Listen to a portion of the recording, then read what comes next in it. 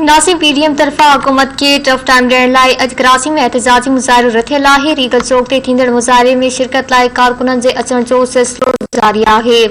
इन हवाले सां मुज़ाहिरे बाबति वीडियो लिंक ज़रिए ॼाण ॾेई रहियो आहे। कराची मां धरती टीवी जो रिपोर्टर शबीर लाशारी। जी शबीर, नासिम खे वधीक आगाह कजो।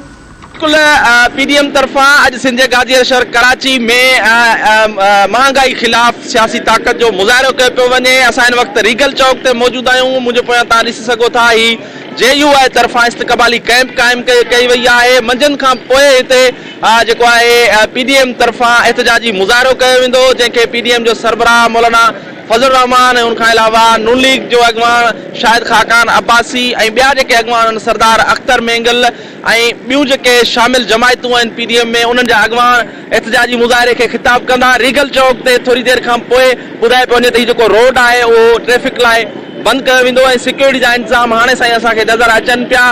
मंझंदि खां पोइ हिते पीडीएम तरफ़ां मुल्क में महांगाई ऐं वफ़ाक़ी सरकार जी अवाम दुश्मन पॉलिसियुनि ख़िलाफ़ एहतजाजी मुज़ाहिरो कयो वेंदो आहे। हिते रीगल चौक ते तव्हां मुंहिंजे पोयां ॾिसी सघो था एहतजाजी कैंप जेका आहे इस्तक़बाली कैंप जेका आहे उहा पिणु क़ाइमु कई वई आहे। एहतजाजी मुज़ाहिरे खे पीडीएम जो सरबराह मौलाना फजल रहमान ऐं पीडीएम में शामिल ॿियूं जेके पार्टियूं आहिनि उन्हनि जा अॻवान ख़िताब कंदा। जी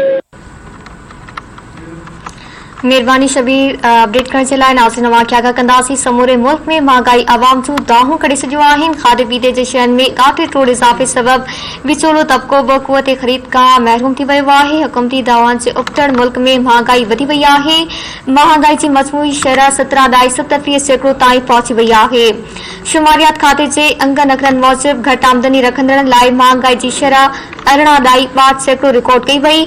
कराची में मटर 400 रुपया, थूम 320 ऐं पटाटा 80 रुपया फी किलो विकिरो।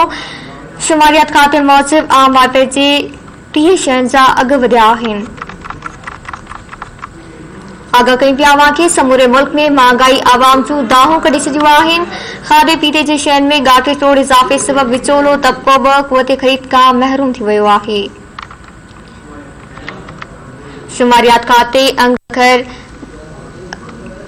मूजिबि आमदनी रखंदड़ लाइ महांगाई जी शरह 18.62% रिकॉर्ड कई वई। कराची में मटर 400 रुपया, थूम 320 ऐं पटाटा 80 रुपया फी किलो विकिरो थियण लॻा आहिनि। शुमारियात खाते मूजिबि आम वापे जे 30 शयुनि जा अघ वधिया आहिनि।